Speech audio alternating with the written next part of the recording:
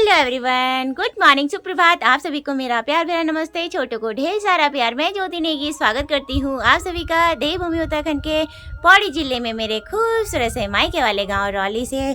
कैसे हैं आप सभी? होप कि अपने अपने घरों में सभी मस्त और स्वस्थ होंगे। मैं भी बढ़िया हूँ। न्यू ब्लॉग की स्टार्टिंग हो चुकी है आज के नए सवेरे के साथ। बाकी अभी सुबह के करीबन 11:30 बज रहे हैं और मौसम की बात करें तो आज का मौसम देखिए मस्त हो रखा है। आज कोई भी बादल नहीं लगे हैं। चारों तरफ घाटी में ना धूप की किरणें लगी हुई हैं। बाकी आजकल देखिए लोगों ने ना जंगलों में आग लगा रखी है तो चारों तरफ ना धुआं ही धुआं हो रखा है। पहाड़ों का व्यू ना क्लियर नहीं दिखाई दे रहा है। जैसे कि अभी सुबह के 11:30 बज गए हैं। हम लोगों का लंच बनाने का टाइम हो चुका है। हमारे पहाड़ों में सर्दियों के मौसम में ना दिन का लंच थोड़ा जल्दी बना लेते हैं और आज के दिन के लंच में कुछ पहाड़ी स्पेशल बनने जा रहा है। तो दोस्तों, रोज़मर्रा की लाइफ में हम मूंग की दाल, मसूर और अरहर की दाल तो खाते हैं। आज इन सब को छोड़ के हम कुछ पहाड़ी स्पेशल ट्राई करेंगे जो कि उत्तराखंड का फेमस भी है और हमारे पहाड़ों में ये दाल सर्दियों के मौसम में ज़्यादा खाई जाती है और इसे खाना ना बच्चे से लेकर बुजुर्ग आदमी तक बड़े चाव से पसंद करते हैं। तो चलिए दोस्तों, आपको बता देते हैं आज कौन सी दाल बनाने जा रही हूँ मैं। तो आज के दिन के स्पेशल जो लंच में बनाएंगे हम काले सोयाबीन भट्ट की गंजड़ी। अब आप सोच रहे होंगे कि गंजड़ी होती क्या है। तो दोस्तों, हमारे पहाड़ों में ना जो ये काले सोयाबीन भट्ट की दाल होती है इसी से गंजड़ी बनाई जाती है। गंजड़ी हमारे पहाड़ों में पुराने समय से लेकर अभी तक भी बनाना पसंद करते हैं पहाड़ी लोग। बाकी जो गंजड़ी बनती है ना वो खाली काले भट्टों की बनती है। भट्ट भी 2 प्रकार के होते हैं।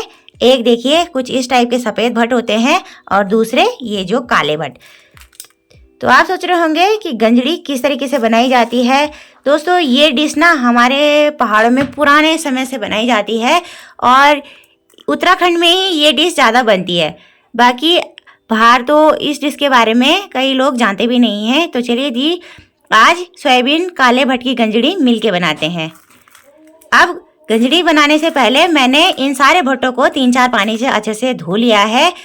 अभी मैं अपने चूल्हे वाले रसोई घर में आ चुकी हूँ। हम भट्ट की गंजड़ी पहाड़ी सिंपल तरीके से बनाने जा रहे हैं। तो चलिए जी, अब इन सोयाबीन भट्ट की गंजड़ी बनाने से पहले इन्हें हम यहाँ सिलबट्टे में बारीक करके थोड़ा दरदरा पीस लेंगे। हमारे पहाड़ों में जितनी भी स्पेशल डिश बनती है ना सभी में सिलबट्टे का प्रयोग ज़रूर किया जाता है और सिलबट्टे में पिसे हुए पेस्ट का स्वाद तो गजब का आता है।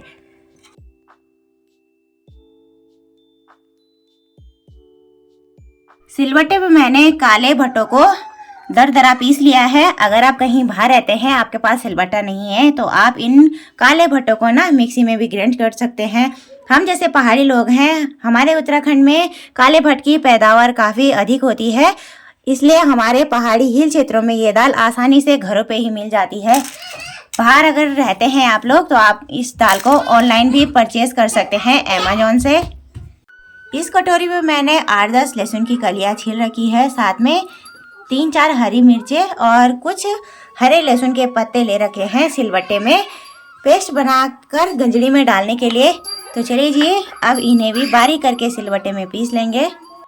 सिलबट्टे में मैंने हरे लहसुन के पत्ते, लहसुन की कलियाँ, साथ में हरी मिर्च को बारीक करके पीस के पेस्ट बना लिया है। अब पीसे हुए पेस्ट को हम यहाँ सामने एक कटोरी में निकाल लेंगे। थाली में मैंने जो काले भट्ट सिलबट्टे में पीस रखे हैं, अब इन भट्टों को हम एक पानी से धो लेंगे। जो इनके बाहर के काले छिलके हैं इन्हें अलग कर लेंगे दाल से।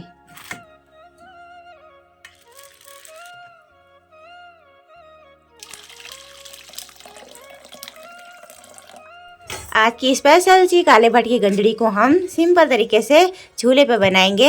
यहाँ मैंने चूल्हे पे पहले से ही बांस की छोटी छोटी लकड़ियाँ लगा दी है। अब आग जलाएंगे हम इस चीड़ की लकड़ी छील से। हमारे पहाड़ों में चीड़ की लकड़ी का ही प्रयोग किया जाता है चूल्हे में आग जलाने के लिए।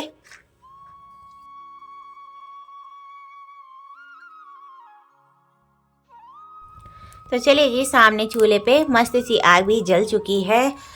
अब गंजड़ी बनाने के लिए हमें लोहे की कढ़ाई की ज़रूरत पड़ती है और लोहे की कढ़ाई में बनाई हुई गंजड़ी का स्वाद ना गजब का होता है। काफ़ी सारा आयरन भी हमें इस कढ़ाई से मिलता है। बाकी थाली में सारे सोयाबीन भट्टों को भी धो लिया है।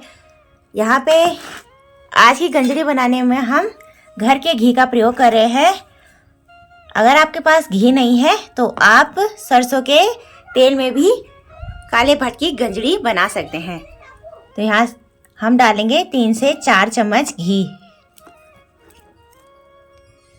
कढ़ाई में करीबन मैंने 3-4 चम्मच घी डाल दिए हैं और घी मेल्ट भी हो चुका है। अब हम लगाएंगे तड़का। यहाँ पे देखिए सरसों के दानों का कुछ दाने डालेंगे हम जीरे के। घी तेज गरम हो रखा था तो इसलिए सरसों और जीरे के दाने भी चटकने लग गए हैं।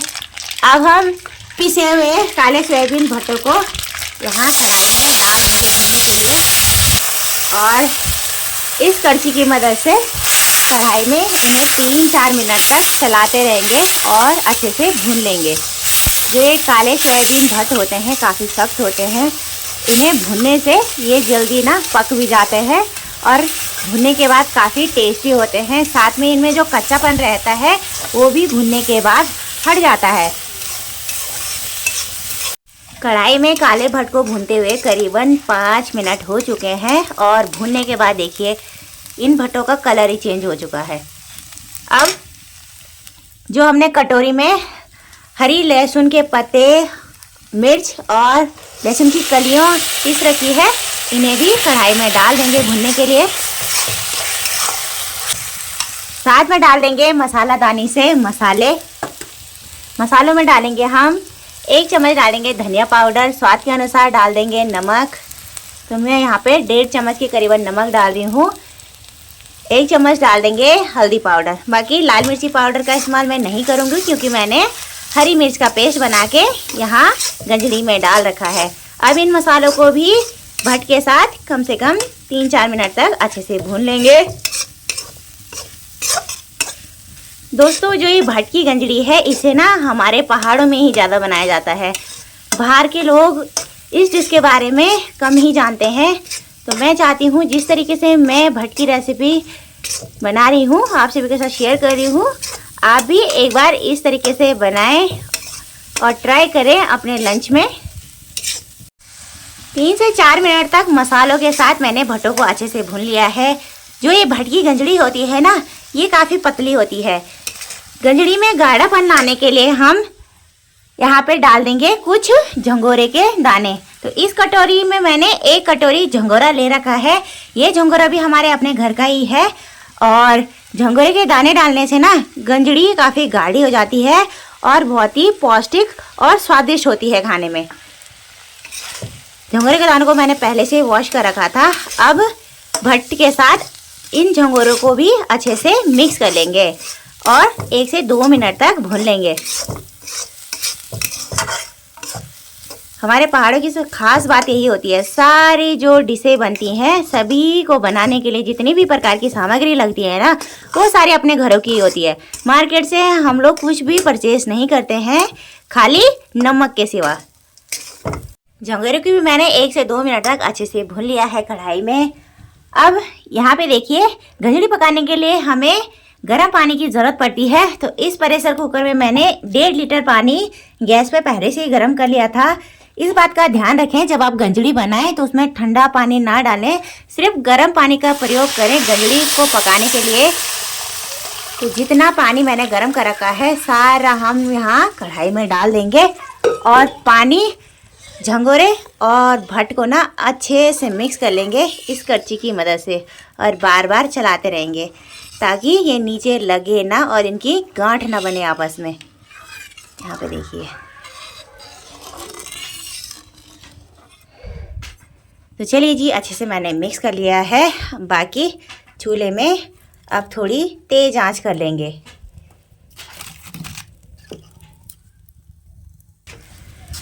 पानी डालने के बाद जब तक कढ़ाई में एक उबाल नहीं आता तब तक आप करछी या चम्मच की मदद से भट्टों और जो झंगोरे के दाने हैं इन्हें चलाते रहे।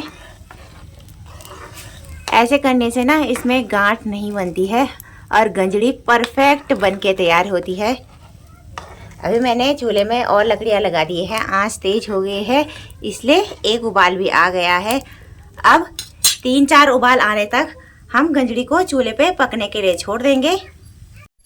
जब तक चूल्हे में भटकी गंजड़ी बनके तैयार होती है, हमें गंजड़ी में डालने के लिए ना धनिया के हरे पत्तों की ज़रूरत भी पड़ती है। तो चलिए जी चलते हैं फटाफट से अपने किचन गार्डन की तरफ और वहाँ से ना धनिया के हरे पत्ते तोड़ के लाते हैं। हमारे किचन गार्डन में देखिए आजकल कई सारी हरी सब्जियां, साथ में धनिया भी हो रखा है। सामने वाली क्यारी में तो धनिया काफ़ी बड़ा बड़ा हो गया है। इस धनिया के पौधे में ना फूल भी आने लग गए हैं।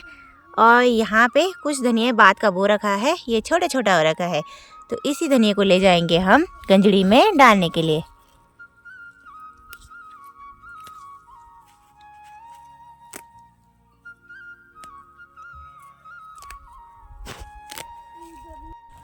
चूल्हे पर गंजड़ी को पकते हुए करीबन 15 से 20 मिनट हो चुके हैं। और यहाँ पे देखिए जितना एक्स्ट्रा पानी था ना कढ़ाई में, गंजड़ी में, सारा सोख हो चुका है।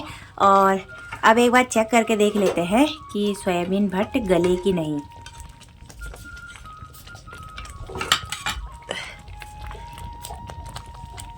तो यहाँ देखिए सोयाबीन भट्टा अच्छे से गल चुके हैं, हाथों से ही मैश हो जा रहे हैं।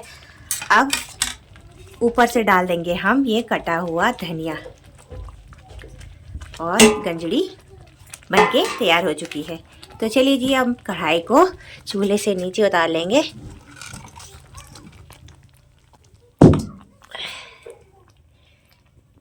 काले सोयाबीन भट्ट की गंजड़ी के साथ खाने के लिए मैंने यहाँ पे इस प्लेट में मूली और पहाड़ी माल्टे का सलाद भी काट रखा है।